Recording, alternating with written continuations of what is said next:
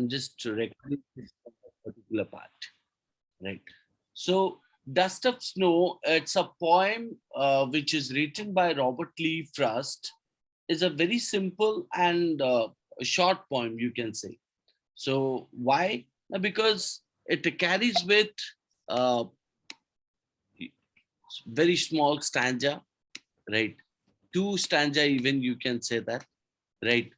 So, in that case, if I'm talking about this poem is known as a very simple and short poem. So, not only this, you will also find out Robert Lee Frost written another poem which is called as Fire and Ice, isn't it? Yeah. So, Also, the road not taken. yeah. So, yet with a deeper and a larger meaning, though it's a very simple and short, but at the same time, it carries with a deeper and larger meaning. What is that? Now, the poet tries to explain how an act as petty as experiencing snow on one's body can brighten one's days up. What do you mean by that? Now, the poet tries to describe means the nature plays a kind of a role, right? That changes the mood of an individual, right? Generally, if you see that his writings are favor to whom? His writings are favorable to the means nature.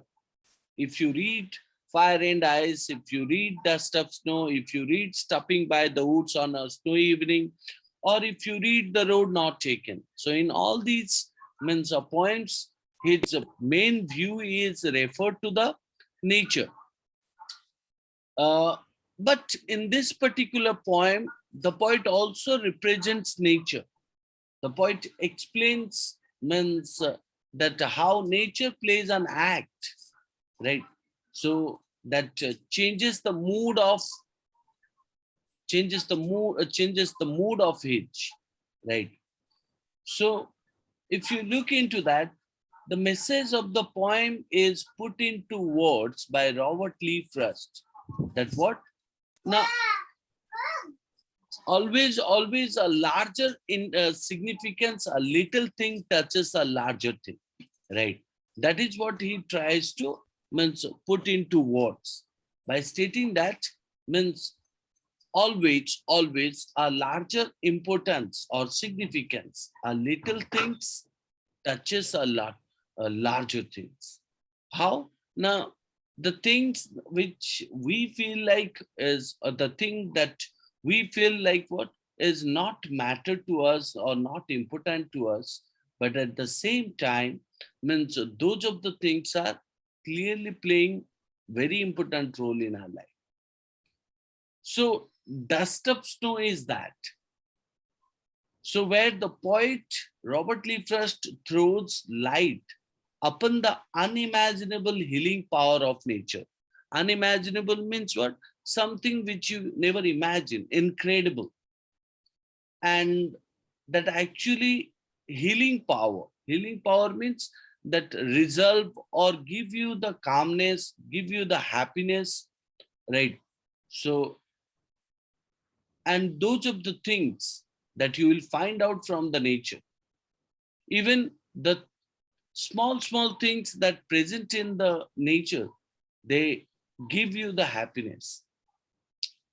So it is also stated that means if the poet who have a bad mood or called as maybe anyone who have a means ill health, so there is nothing that can't be cured by nature. So here the poet's mood was changed because of the nature. Here means one individual whose health is means ill. So that was also that can be also changed by the nature. The author was or the poet was experiencing one such bad day. So the author was, or the poet was, experiencing one such bad day like that.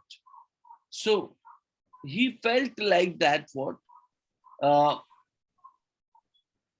he felt that it was a bad day for him when he found a crow's movement near a hemlock tree. Now you would find out two of the nature's means element present here. One is called as a crow, which is the sign of bad scene, and another one is the hemlock tree, which was the sign of poisonous tree.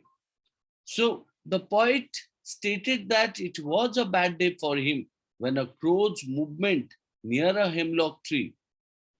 So, and how the movement of the crow, which was dusted snow upon him. Dusted snow upon him means he believed that it was the crow for which means the snow fell upon him. The snow instantly makes him happier, right? And that was the unimaginable and also means incredible things or healing power for him, as his mood was not good. So, but due to the dust of snow fell upon him, so his mood was changed. So the snow instantly makes his mind change, or called as makes him happier. His day gets a lot better. Therefore, the power of nature as a whole made him realize that how means uh, you can say that the power of nature as a whole made him realize that means his problem is very small, and that problem was solved because of the power of nature. Here the fact that hemlock tree is a poisonous and combined with the crow, which is a sign of bad scene, being the indicator of what? Now it is they are the indicator of doom, that called as a causing death, and also fear, which are used in the poem as the carriers of happiness in the life of narrator. Now, certain negative things have been used in the poem, that how they bring positivity in poet's life. That is what called as a dust of snow. So, and this is what also you will find out the irony of this poem. The poet, through these objects means referring to the crow and the poisonous tree, so has tried to highlight that sometimes creature linked with negative aspects. Creatures means the poisonous tree, hemlock tree, and also the crow, which is the sign of means uh, death, or called as a death, and means what do you say, that bad scene. So they were linking with the negative aspect of life, and how could they bring the change in one's life and bring the happiness. So which was the means center of the discussion. So the poet who was in outdoors, and he was surrounded with the nature with all its unpredictability, means he did not even know about it, that how his outing outside around surrounded with the nature made a benefit to him, right? And which he pointed that it's not only for him, it's for everyone. So that is what the poem is all about. So this is the introduction, where it is clearly stated what, that uh, the short poem by Robert Lee Frost throws light upon the unimaginable healing power of nature and small things, from a bad mood to ill health. And there is nothing that can't be cured by nature. The author was experiencing one such bad day when a crow's movement near a hemlock tree dusted snow upon him. The snow instantly makes him happier. His day gets a lot better. Therefore, the supremacy of nature as a whole made him realize how his problem was so small, so petty. The fact that why did he think of it? Now he found that hemlock tree is a poisonous and with crow is the indicator or sign of doom and fear. So, but at the same time, how they bring the happiness in the life of poet is nothing but ironical. So therefore, the poet through these objects tried to highlight that sometimes these creatures which they are linked with the negative aspects of life can be a means messenger of change and messenger of happiness. So they are means the poet is in outdoor in nature with all its unpredictability, how he gets the benefit, right? Not only he pointed anyone, anywhere, at any time. That's what is the discussion of this short poem. Now, let's go to the discussion of two of the stanzas. Now, observe that the poet started this poem by stating what means the way a crow shook down on me the dust of snow from a hemlock tree. Now, observe that I have written certain things here. What are they? Now, I wrote here some of the figure of speech, right? Some rhyming scheme, as well as means uh, the ideas presented into it. So if you see that the way a crow, so you will find out that the poem is set in a scene where the poet is in a bad mood and is walking by a tree. So the way a crow shook down on me the dust of snow from a hemlock tree. So on the basis of the stanza, we can find out means on the way. Who was on the way? Now, the poet. So where the poet was? Now, obviously surrounded with the nature. So the scene, the setting was taken place in a outside, and he is in a bad mood, is walking by a tree. So the tree name is called as a hemlock tree, right? So therefore it is pointed the way a crow shook down on me, the dust of snow from a hemlock tree. So he was means going by a tree, and the tree name is called as a hemlock tree.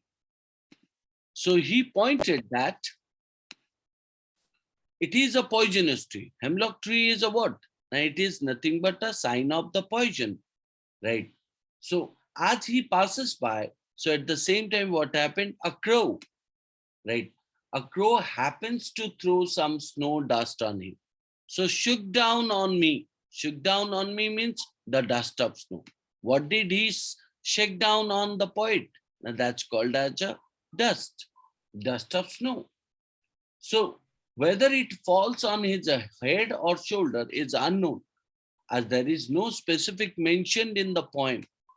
But he only knew that what means there was a crow on the branch of hemlock tree, and how he means uh, he flew the branch, and immediately the dust of snow fell upon the poet's shoulder. So the poet also stated that means whether the readers are left in doubt about the bird's specific action. So like I pointed, whether the crow was landing or the crow was shivering with cold, or you find out the crow left the branch or readjusting itself on the branch of taking off. So something happened, but to send some particles of snow upon the poet. Therefore, here the two agents of nature. Who are the two agents of nature? One is called as a crow, and the other one is called as a hemlock tree. They are the true agents, two agents of nature. The hemlock tree and the crow are signifiers of what? The signifiers of, or they are the symbolism of, means sadness, gloomy, serious. Just like the poet's mood was in the opening scene, right? So if you see that, the poet clearly stated that what the matter was actually. So while we are going through this poem, we find out a very simple idea. Means while the poet was passing by a tree, so at the same time there was a crow, means who might be taking off the branch, or maybe taking rest on the branch, or maybe means shivering because of the cold. So something the crow did, for which the dust of snow fell upon the poet. The poet said that the crow and hemlock tree both were the symbolism of gloomy and, means you can say that, sadness, but at the same time, means something occurred to him. So the poet uses some of the rhyming scheme. You can say that the rhyming scheme like crow, me, snow, tree. So it is the indicator of ABAB rhyming scheme. So the poet also use uh, certain other things, like you can find out uh, inversion. So what is that inversion? Now, when the structure of a sentence is changed by the poet to create rhyme, right? This is also known as a poetic license. So inversion is also known as a what? Poetic license, right? So you would find out that the way a crow shook down on me the dust of snow from a hemlock tree, right? Just a minute. Yeah.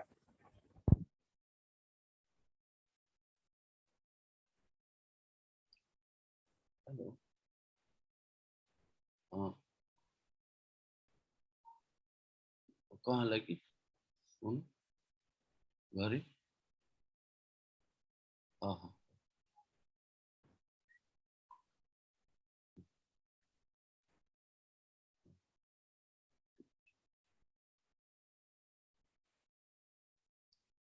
So at the same time, it is also stated that uh, the inversion which is used as the way a crow shook down on me. So you can see that the structure of a sentence, the first line, the second line, and the third line, right? So the way the poet has used, right, which is indicating as a crow me snow tree, right? It is used in the purpose of what? Now, making a perfect rhyming scheme. The poet also used another rhyming, another, what do you say to that? Another poetic device is called as assonance. So where the poet use assonance means what? When vowel sounds you will find out repeated in a line, that called as a shook down on me.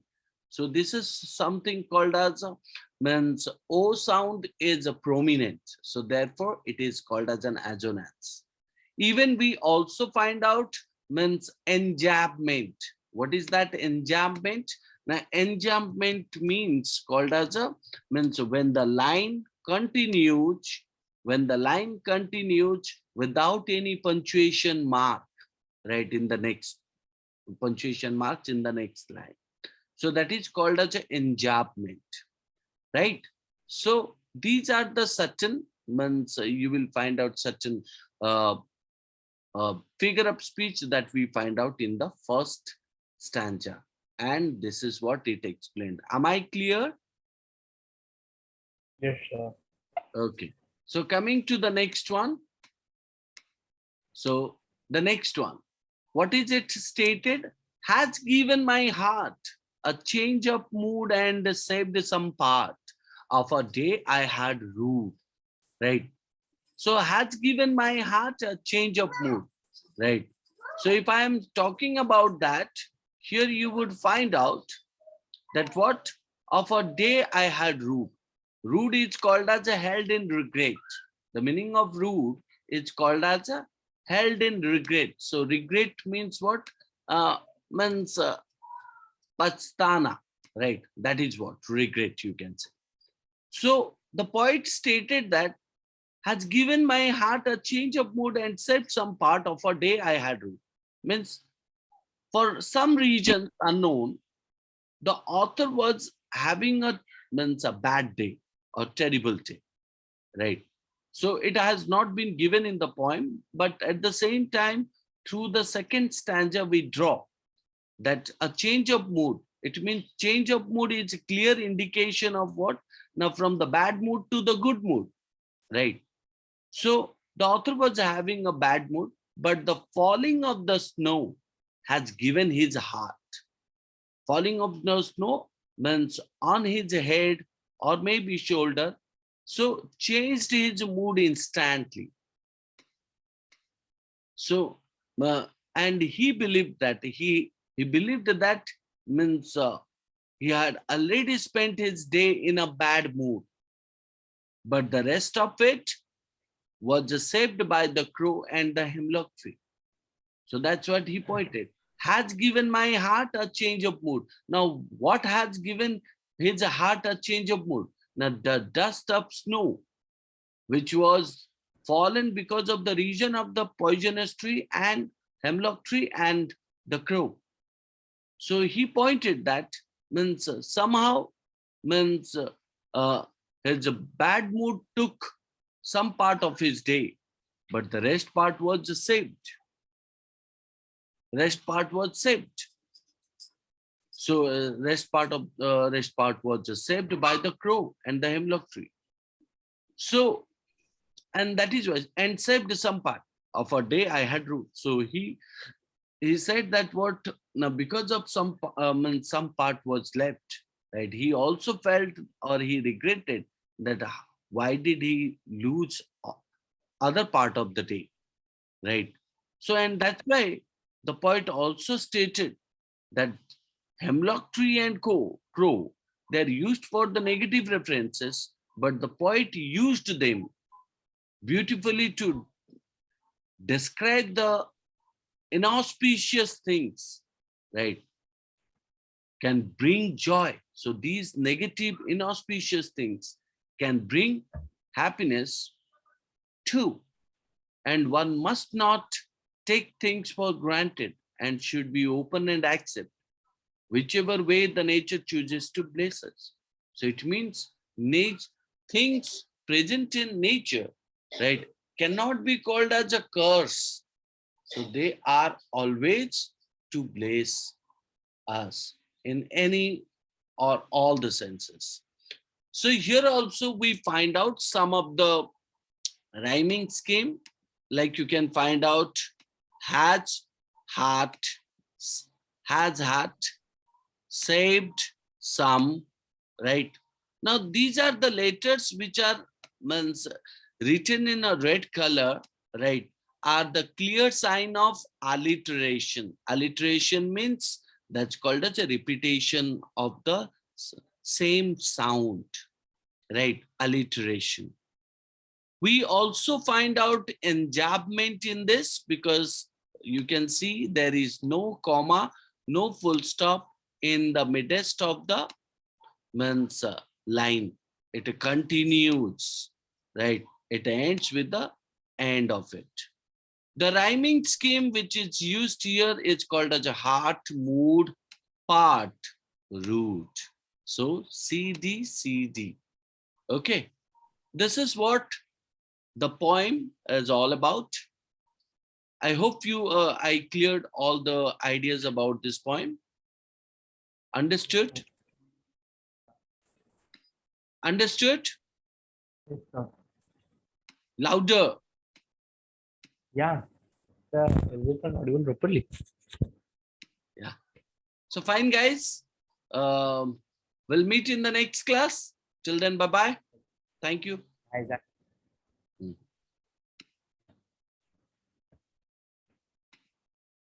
Thank you, sir. Bye, sir.